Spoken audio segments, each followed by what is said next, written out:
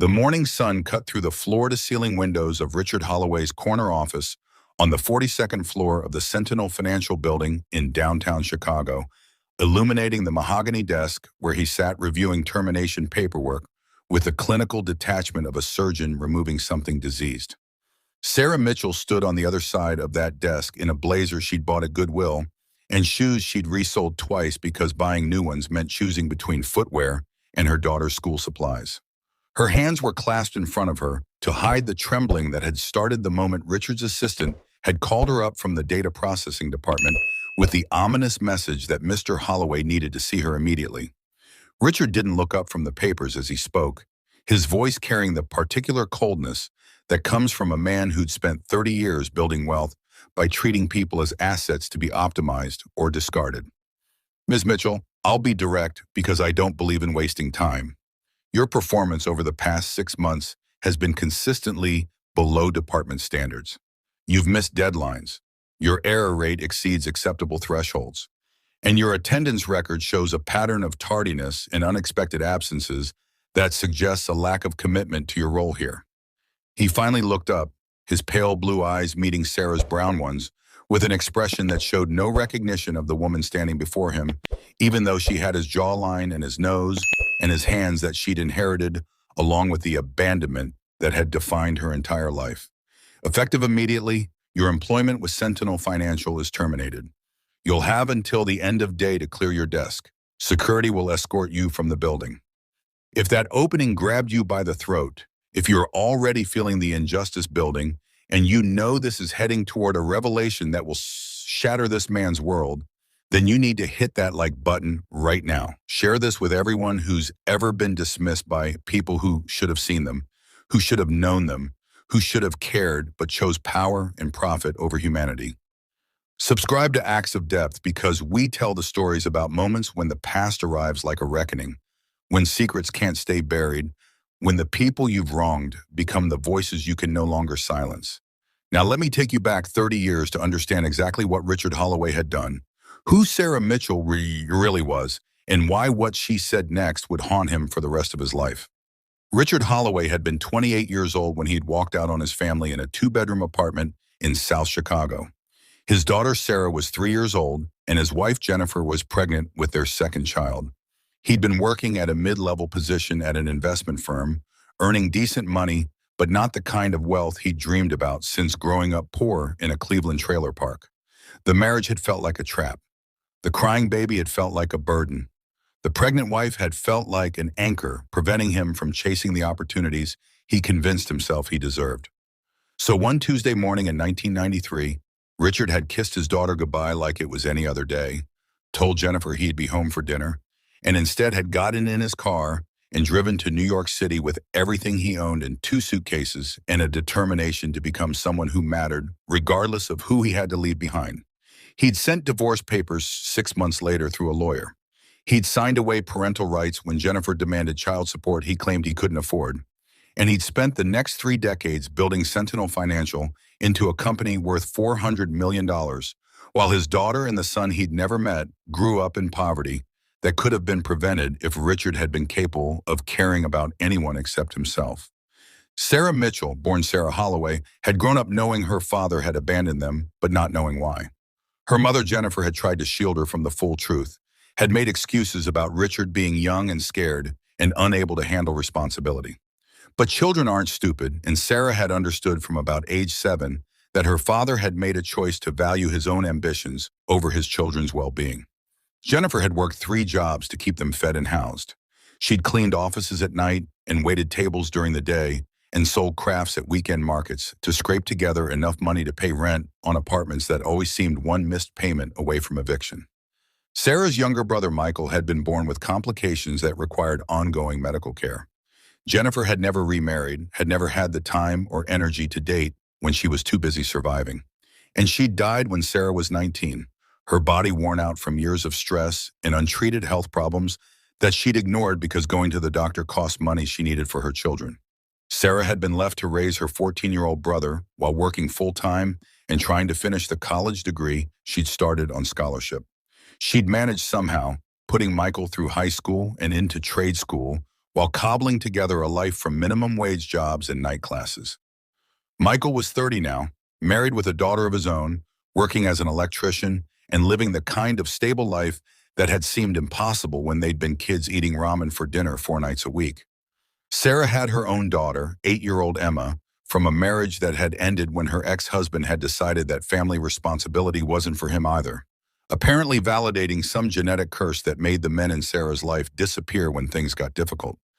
Sarah had been working at Sentinel Financial for 18 months, and Richard Holloway had never once looked at her closely enough to recognize the child he'd abandoned. She'd taken her ex-husband's last name when she'd married at 22, so Sarah Mitchell didn't trigger any recognition in Richard's mind when HR had sent him her file as part of the routine new hire approvals.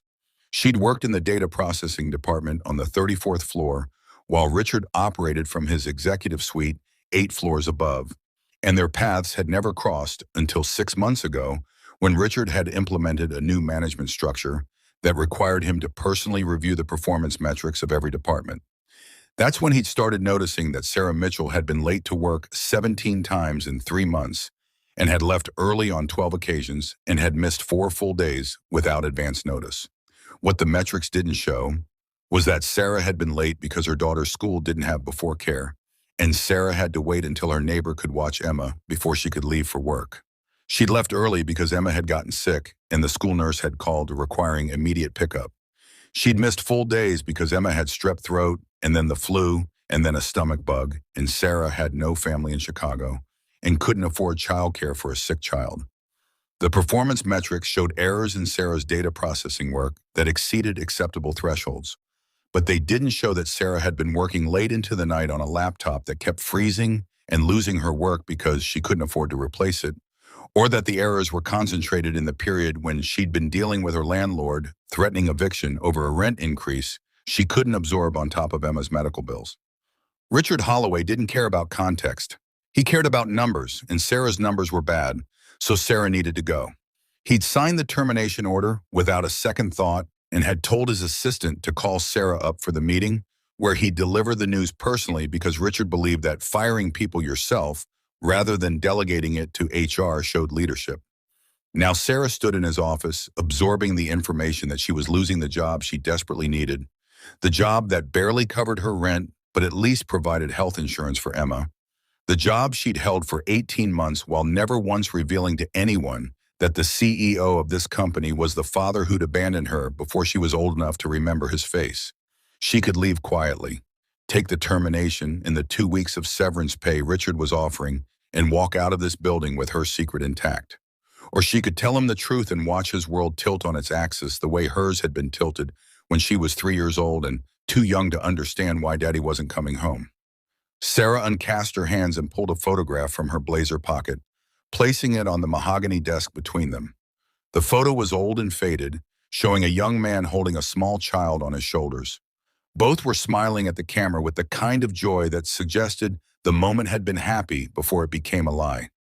Richard glanced at the photo with confusion. "What is this?" Sarah's voice was steady despite the storm in her chest. "That's you, Mr. Holloway. 30 years ago, and that little girl on your shoulders is me, your daughter, Sarah, the one you walked out on when I was 3 years old." The silence that followed was so complete that Sarah could hear the ventilation system humming and the muted sounds of traffic 42 floors below. Richard's face went through several expressions in rapid succession: confusion, disbelief, recognition, horror. He picked up the photo with hands that had started shaking, looking at his younger self and the child he'd tried to forget for 3 decades. "You're lying," he said, but his voice had lost its certainty. "This is some kind of scam. You're trying to—" Sarah pulled out her driver's license and her birth certificate, documents she'd brought to work today in her bag alongside her lunch, and Emma's school permission slip that needed signing. She placed them on the desk next to the photo. Sarah Holloway, born April 15th, 1990, parents listed as Richard Holloway and Jennifer Holloway. That's me. I took my ex-husband's last name when I got married, which is why you didn't recognize it when you hired me. Or maybe you didn't recognize it because you never bothered to remember you had a daughter in the first place. Richard was staring at the birth certificate like it was written in a language he couldn't quite translate. Sarah continued, her voice gaining strength from 30 years of anger she'd been carrying. I've been working here for 18 months. I've processed data for your company. I've stayed late when you needed reports rushed. I've never missed a deadline that wasn't related to my daughter being sick. And you're firing me for poor performance without ever once asking why my attendance has been spotty or whether I needed support to improve my work. She leaned forward slightly, her hands flat on his desk. You want to know why I've been late? Because I'm a single mother raising an 8-year-old daughter alone, the same way Mom raised me and Michael alone after you abandoned us. Because I can't afford before care at Emma's school on the salary you pay data processors. Because when Emma gets sick, I don't have family to help me because the only family I had was my mother, and she died from working herself to death trying to provide for the children you didn't want. Richard's face had gone pale.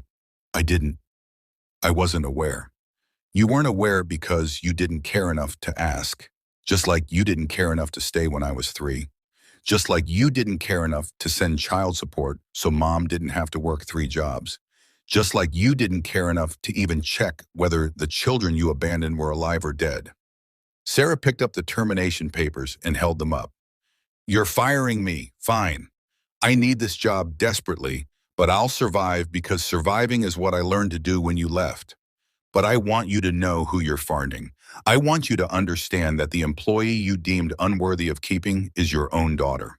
I want you to spend the rest of your life knowing that when I needed you most, when I was 3 and when I was 19 and Mom died, and when I was 28 and my husband left, and now when I'm 33 and barely making rent, you weren't there. Not because you couldn't be, but because you chose not to be. She turned to leave, then stopped at the door.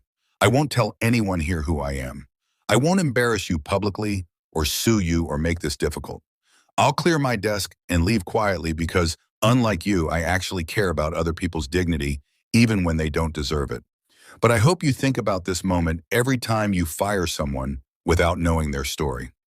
I hope you remember that the numbers you're reviewing represent actual human beings with actual struggles. And I hope you live the rest of your life knowing that you abandoned your daughter twice, 30 years apart, and that says everything about who you are.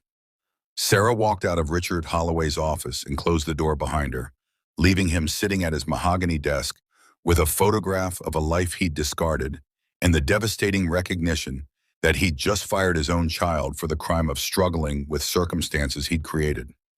The elevator ride down to the 34th floor felt longer than it should have. Sarah packed her desk while her coworkers whispered and speculated about why she'd been called to the CEO's office. She carried her box of belongings past security and out into the Chicago morning that had started with a termination and ended with a truth that couldn't be taken back.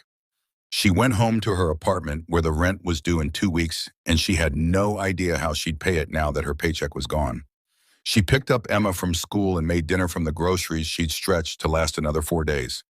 And she didn't cry until Emma was asleep because Sarah had learned at 3 years old that sometimes the people who should protect you will abandon you instead. And crying about it didn't change anything. Richard Holloway sat in his office for 3 hours after Sarah left, staring at the photograph and the birth certificate and the termination papers he'd signed with his daughter's name on them. He'd built an empire by being ruthless. He'd made $400 million by treating everything as a transaction and everyone as either useful or disposable. He'd told himself that walking away from his family had been necessary, that young fathers made mistakes, that he'd been too immature to handle responsibility, and leaving had been kinder than staying and resenting them. But looking at the evidence of Sarah's existence and the reality of what he'd just done, Richard couldn't maintain the comfortable lies he'd been telling himself for 30 years.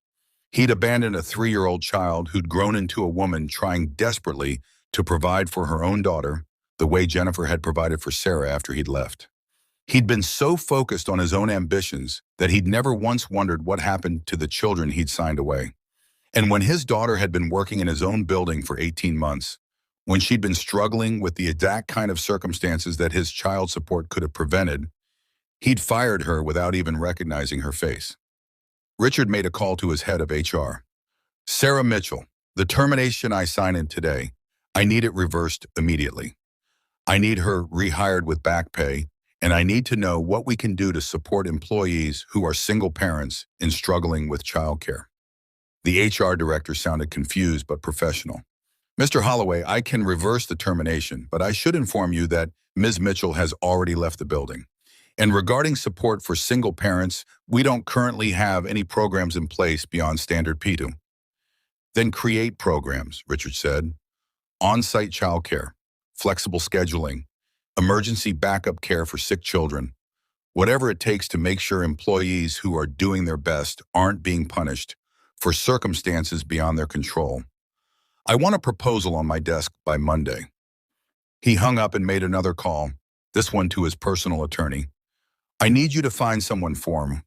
Her name is Sarah Mitchell. She used to be Sarah Holloway. I need her current address and phone number. The attorney asked why, and Richard found he couldn't lie. She's my daughter. I abandoned her 30 years ago, and I just fired her this morning without knowing who she was. I need to find her, and I need to try to fix what I broke. The attorney said he'd have the information by end of day.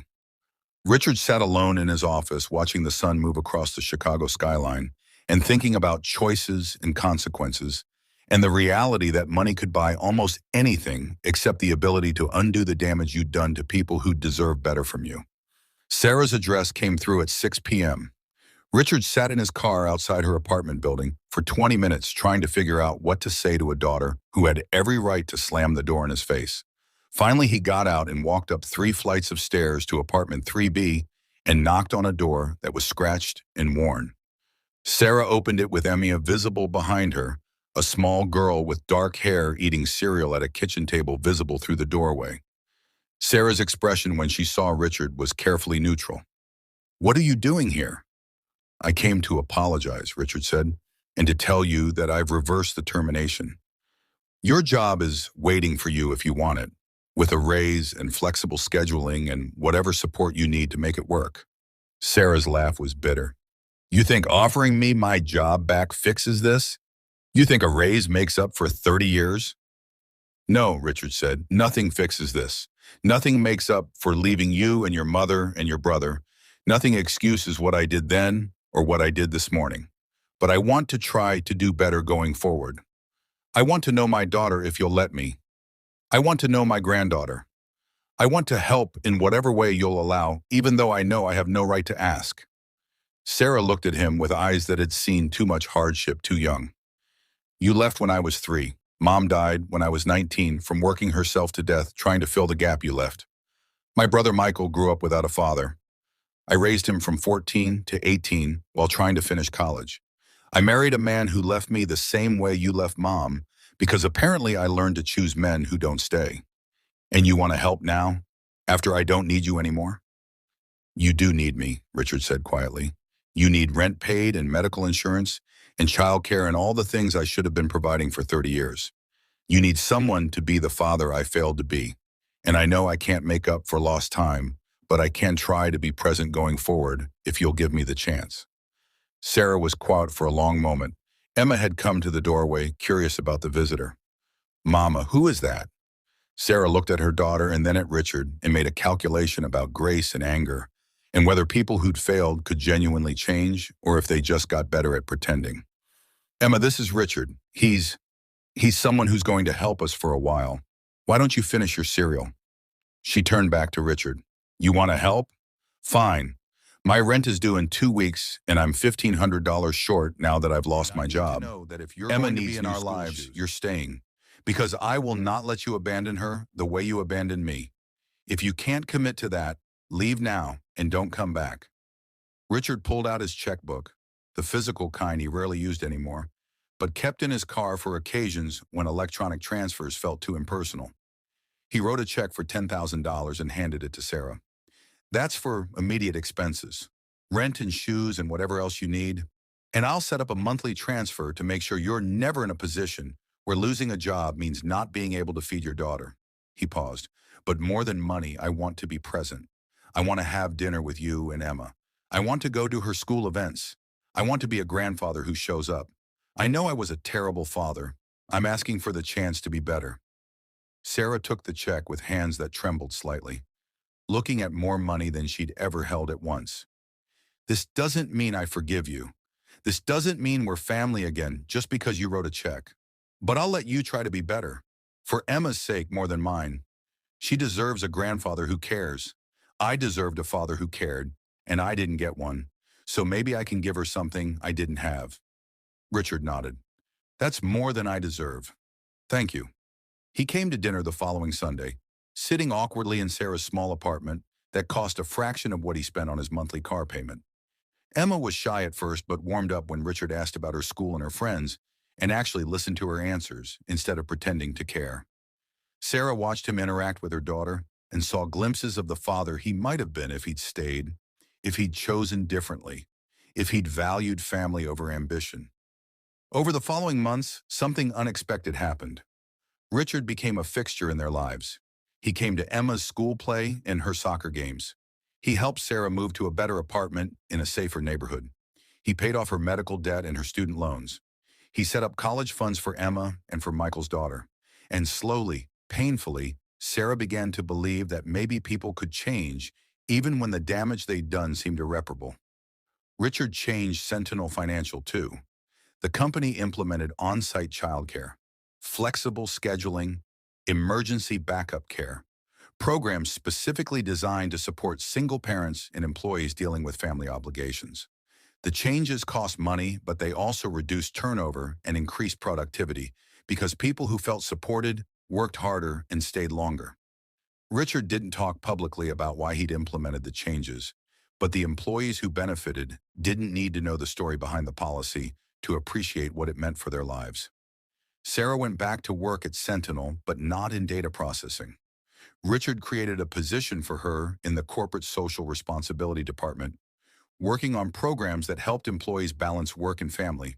The irony wasn't lost on either of them that Sarah was now helping create the support systems that would have prevented her termination if they'd existed 18 months earlier. She was good at the work because she understood the struggles firsthand. She knew what single parents needed because she'd been one. And the programs she designed actually helped people instead of being performative gestures that looked good in annual reports but accomplished nothing. Richard and Sarah's relationship remained complicated. There were conversations about the past that left both of them raw. There were moments when Sarah's anger resurfaced and Richard had to sit with the discomfort of having caused pain he couldn't fix. But there were also moments of connection. Watching Emma's face light up when her grandfather arrived at her birthday party, sitting at dinner and laughing at something silly, building trust slowly through consistent presence rather than grand gestures. Michael eventually met Richard too, though that relationship was even more fraught because Michael had no memories of his father at all, only the abstract knowledge that someone had chosen not to know him. But Michael's daughter called Richard Grandpa, and that meant something even when the past was painful. 2 years after Sarah had walked into Richard's office and revealed who she was, Richard was diagnosed with stage 4 pancreatic cancer. The prognosis was months, not years. He called Sarah and told her the news and waited to see if she would care enough to visit him or if the cancer would be poetic justice for a man who'd abandoned his family. Sarah came to the hospital every day. She brought Emma.